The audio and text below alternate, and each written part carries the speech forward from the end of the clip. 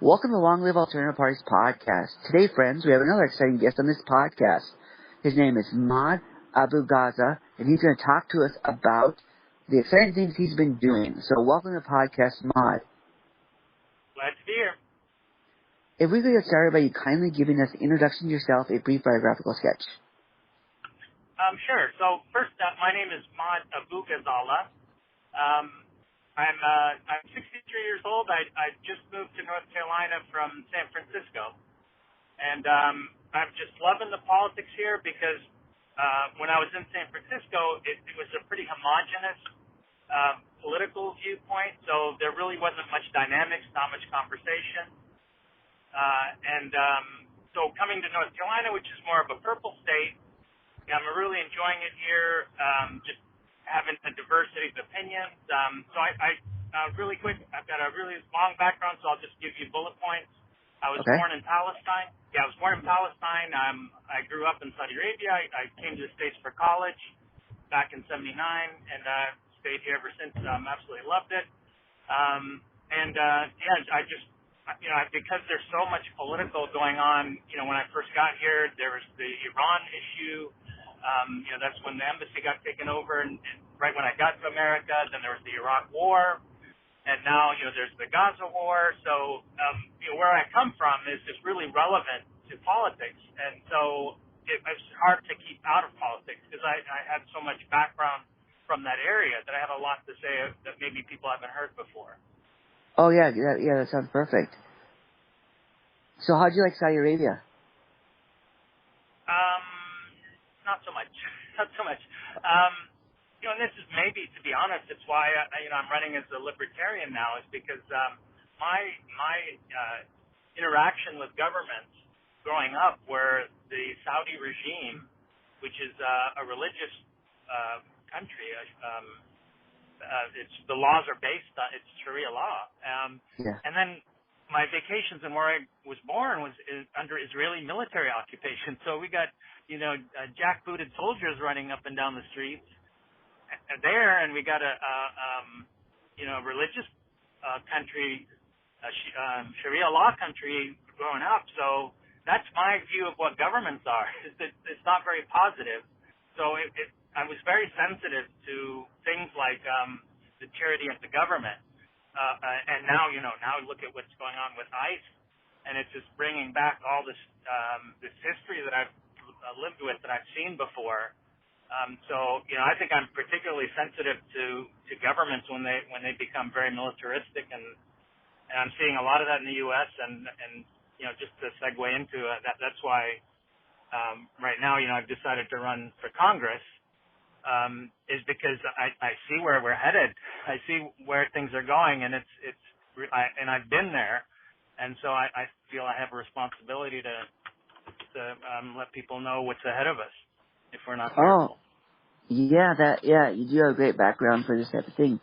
That's very powerful. Sure, yeah. So, can you please tell us the demographics of your area, if you're comfortable sharing that? I've been studying this. It's really kind of, plus I have to think strategically, regardless of if one of the big major parties, the uniparty people, did the research on the demographics, it'd be different. They'd be looking at how they can maximize their votes, right? So they would break the district down to different maybe ethnic groups, religious groups, whatever, and they'd say, what's the biggest ones, and let me go after them. I have a different strategy as a third party, which is where's the least heard group? What group is not represented? And that's the group that I want to go after, right? And so I'm not looking at the largest. There's a very large number of Republicans in the middle part of my district, which is more rural. I'm actually living in a town called Wilmington, which is more Democrat. So I'm not going after their base. I mean, they're people, how people are. It's like, I've been a Republican my whole life, or I've been a Democrat my whole life. You can't really talk to that. I'm going after all the unaffiliated voters, which is, I think, the majority. Yeah, so I'm going after people that aren't tied to a particular party, and I'm just really amazed at how open they are. I didn't great. expect that because you read in the media how it's so partisan, but that's just the government. I think the people in North Carolina are not partisan at all, and I can contrast that with California, which was very, very hardcore Democrat. It's hard to break Sure. into anything there. But in North Carolina, the majority here are unaffiliated, which Wow. is perfect. Yes. Demographics-wise, we have a large Native American population. There's a couple of tribes in this area. And they have their issues with the main tribes here, the Lumbee tribe, for example. They're not recognized by the federal government. But I've noticed with a lot of these groups, they have leadership that sort of, I don't even want to say this, but their leadership gets drawn to one party, and everybody follows. So that's what I'm noticing is I'm almost better off just going face to face with people. And so, I'm just starting. Sorry if I'm talking too much here, but I'm just starting my campaign. And I'm building my strategy. And I'm finding that the most receptive audience I have to my message is just going face to face with people rather than going to like the leadership of groups and maybe getting like some endorsement. I'm just not sure endorsement is the direction to go.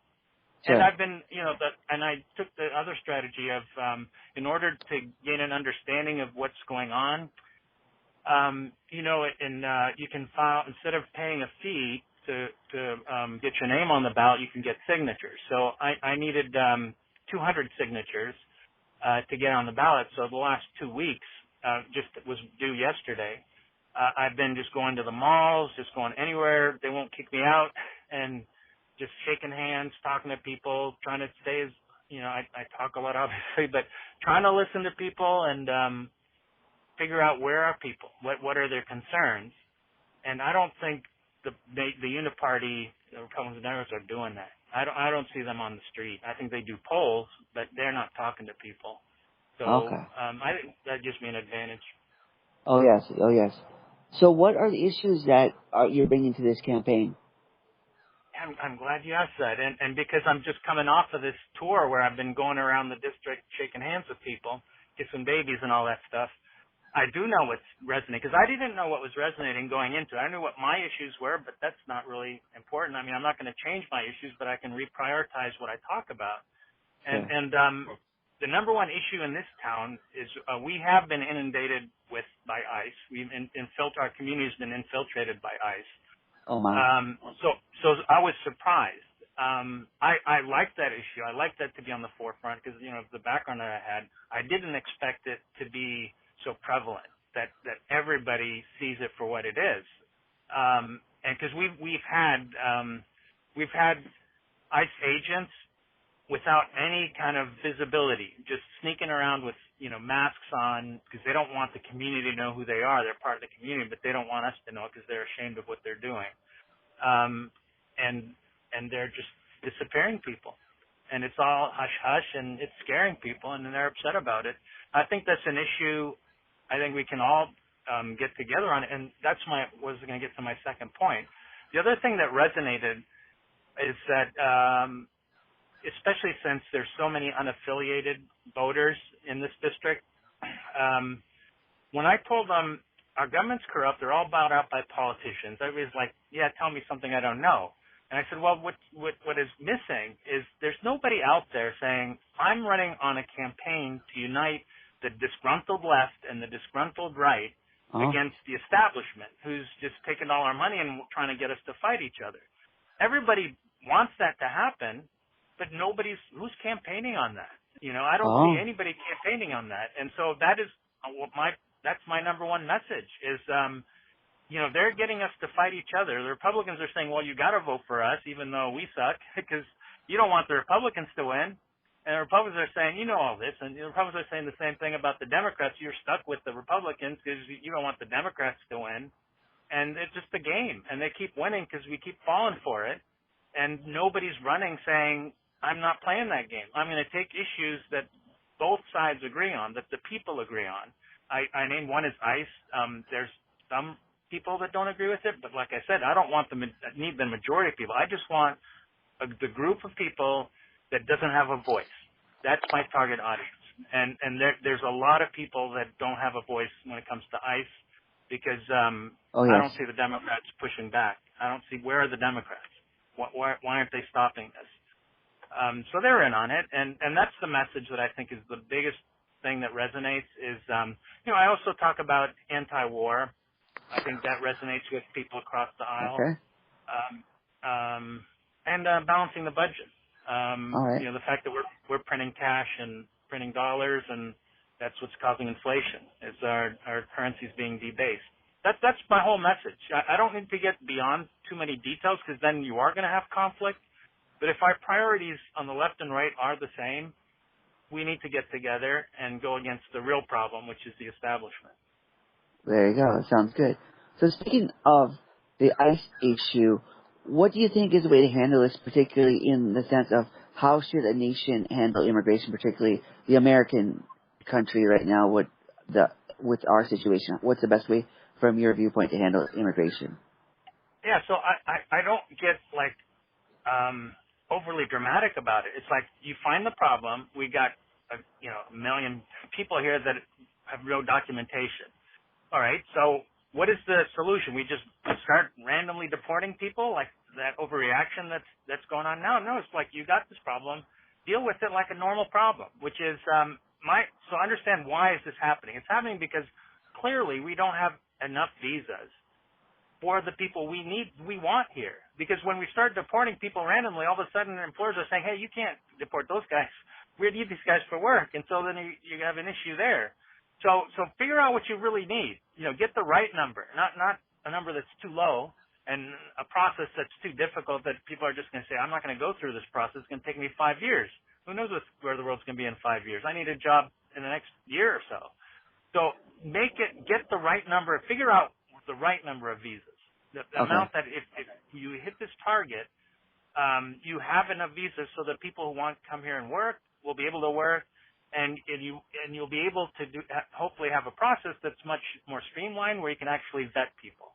So I don't want anybody to be here undocumented, but the solution isn't just to round everybody that's dark-skinned and deport them.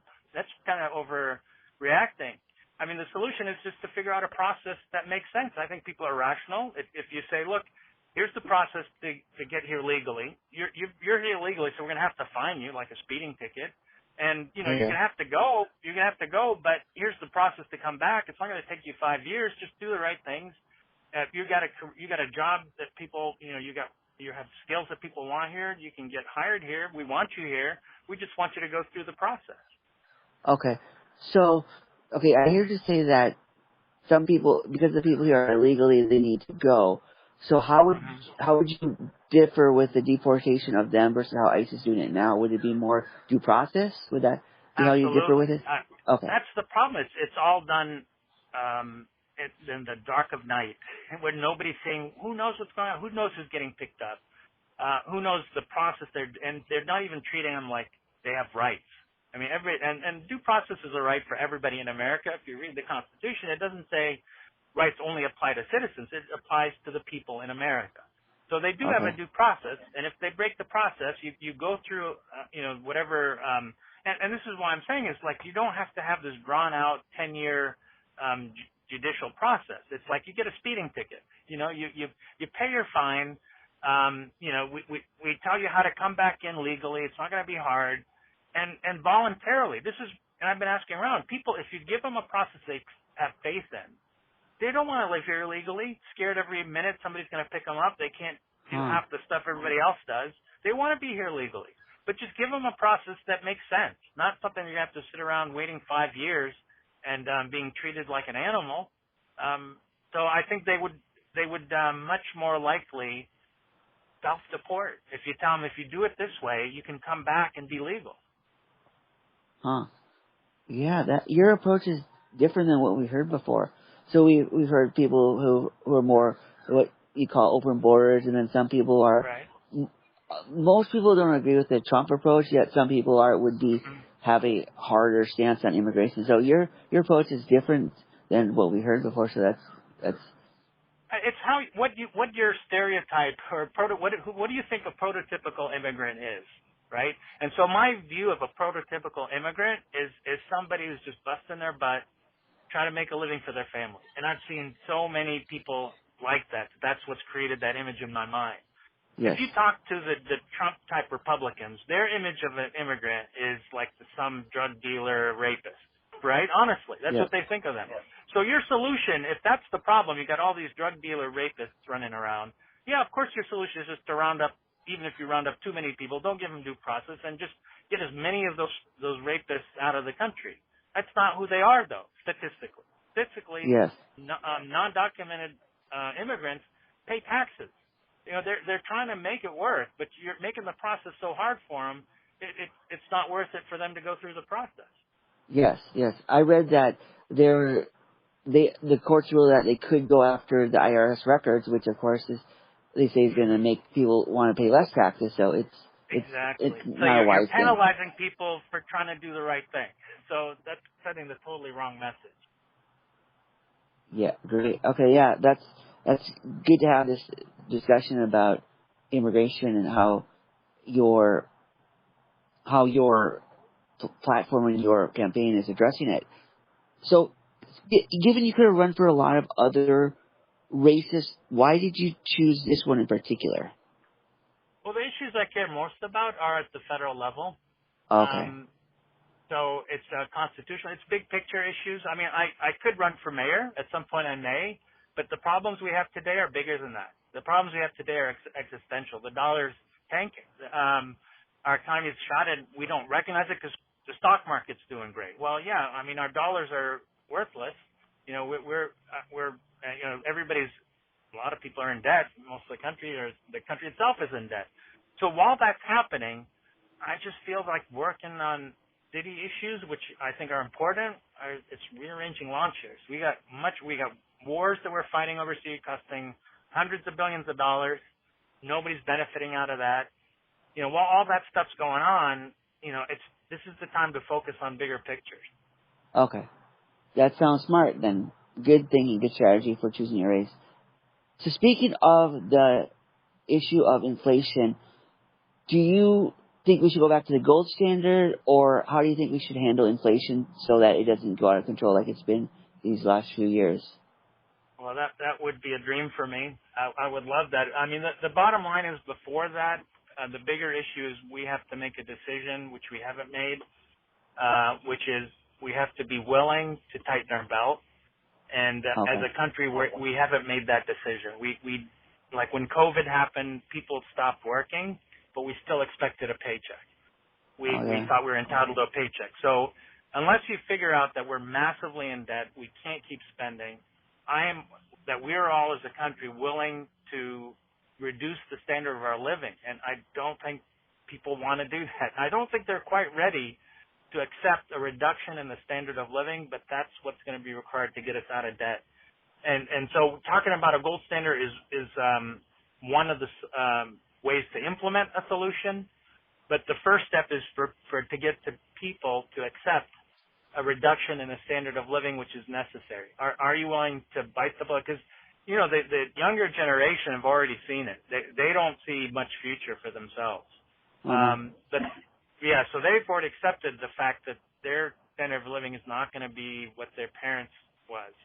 But I think older generations haven't gotten there, and they want to have their cake and eat it too. They want the budget balance, but they don't want to tighten their belt, and you can't have both.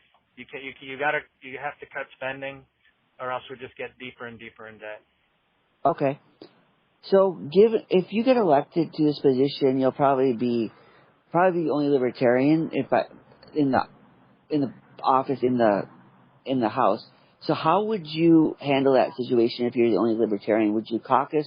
I don't think you and caucus are within the parties. So, how would you? Oh yeah. No, there are Libertarians. I mean, there's Thomas Massey, and Thomas Massey was doing a good job and you had Marjorie Taylor Greene was doing a good job of uniting. I saw a video of her hugging Ro Khanna. You know, he's a very liberal, I'd say progressive, maybe Democrat. So the caucus would not be on party lines. The caucus would be, you know, people who want to represent basically the populace, the people who want to represent the people, the voters, not the lobbyists. Okay. Which is a small minority. The majority want to just do whatever the lobbyists tell them. They're perfectly comfortable with that. But you're seeing a growing number of people that, like I said, Massey is one of them. I have a problem with saying, like some of the representatives that claim they're populist, end of the day, when push comes to shove, when the DNC says vote like this, they vote like that. So, I'm talking about Bernie Sanders does a lot of stuff that's against his party, but when push comes to shove, when they said drop out of the race, he dropped. When they said critical issues, like really big issues, he voted with the party line. I think a lot of people are corruptible, but I look at Thomas Massey and I see that it's possible to make a difference, even if you don't have a majority, and then hopefully it's a growing number. I mean, if you look at the youth in our country, the youth is not partisan; they're not Republican Democrat. So we just got to hold the fort until we get some younger people in government, and then a small caucus will hopefully at some day be a majority. There you go.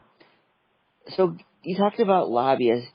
So do you think we should ban lobbying or ban private funding of campaigns, or how do you think we should handle that?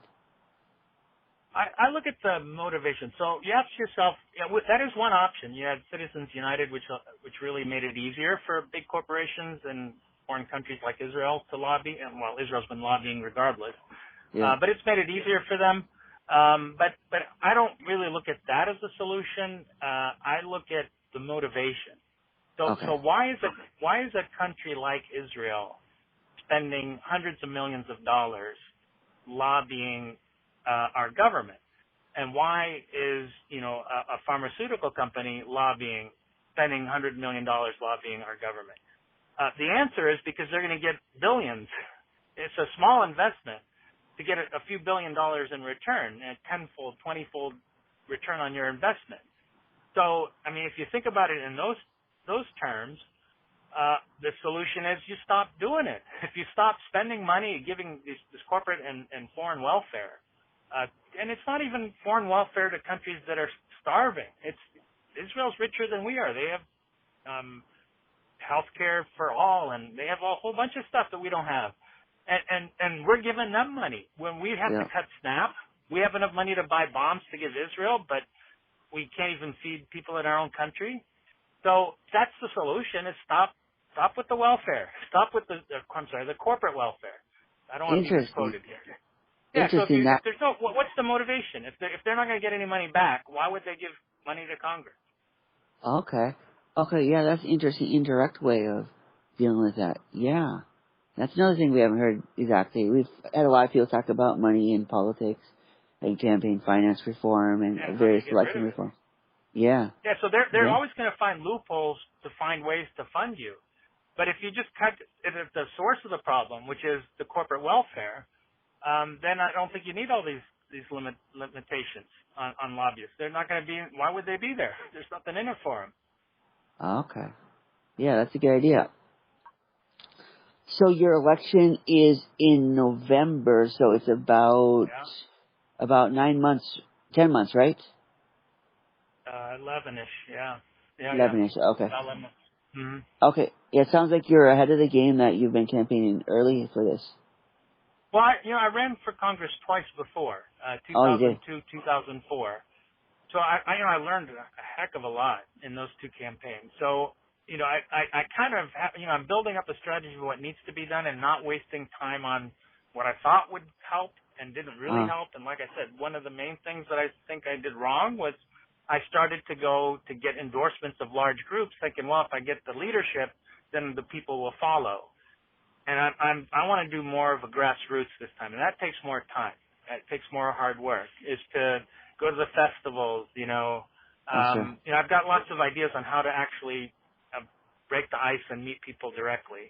Not, by the way, walking or canvassing. I tried that at first to get these signatures. That's what I used to do in 2002. Did not work at all. It was I was scared because Interesting. I needed to get these 200 signatures, and I couldn't get anybody to even open the door because everybody's got these smart ringers that, you know, they have the video of who's at the door. And if they don't know you, they'll just like hush the dog, turn off the lights, and, you know, they're not going to answer the door. And so I'd get like maybe 2 people to answer the door in an hour. Oh my. And yeah, and then I was scared, like, okay, this campaign's not going to work. And then I realized there's people gathering in places and just go and talk, and the people are more than happy to talk politics. That's also an improvement over last time. Is people are just so upset with everything the government's doing that it's easy to approach people now. It's they want to talk. They feel like they're invisible because the government's not listening to them. So if they have a chance to express themselves, you know, they're going to take it. Okay. Okay, yeah, that's an interesting approach as well. We hear a lot of people who swear by canvassing, so it's interesting that your experience is different. Yeah, me and, you know, I had a couple other people working with me that so it's not just me. You know, it's not that I look scary or something. It's like nobody was getting doorstepped. I mean, it has some value if you can, you know, but I mean, compare that. You know, I met 2 people in an hour. Maybe I get lucky and get 4 people an hour. And you know, I went to the mall the last weekend, and I had 300 signatures. So yeah, you get the numbers wise, and that's what I was going to say. Is I learned from the first time I ran till now is it's a numbers game. You know, there's no easy way through this. You just got to start talking to people and listening to what they're saying. And so I'm not looking for any shortcut. It's just how do I get in front of enough people? How do I listen to people and talk to people in the, you know, tens of thousands. That's how much I need, tens of thousands of people. And, you know, I think it's starting now. It's not too early, and I think people are upset enough that they are paying attention. Okay. Good. Yeah, that sounds like a good strategy then. So, Maad, how can our audience support you in your campaign? I'd like to have, you know, I'm not even trying to raise that much money. I'm trying to get in the thousands, not even, you know, maybe I get to 10,000 if I'm lucky. I'm really just trying to get out door to door. It's, you know, if they know people in North Carolina, you know, get people in. I wish, you know, this is just, like we're saying, it's 11 months, so it's just a tiny bit early for me to start publicizing my campaign nationally, which I plan to do. I still haven't got my website up yet, a way to donate, a way to volunteer, all that stuff. So we're just like a month away from me being able to tell people specifically what they can do. Other than I can give them my website, and maybe if you guys can just follow up and check out my website maybe in a month or so. So my name is Maad again, M-A-A-D. So my slogan and my website are Get Maad, Get M-A-A-D, and then it's .org. And right now it's just a placeholder. I just got like a few things on there, but I'm already working on content, and hopefully within a month I have lots of content, lots of ways to help out, volunteer, donate, all that stuff. Oh, great. Maad, thank you for coming on the podcast today and talking about your campaign. I enjoyed it. Thanks for having me on. We're glad you came on, and we wish you all the best in your campaign and everything else you do in your personal and professional life. Great. Thanks a lot. Bye now.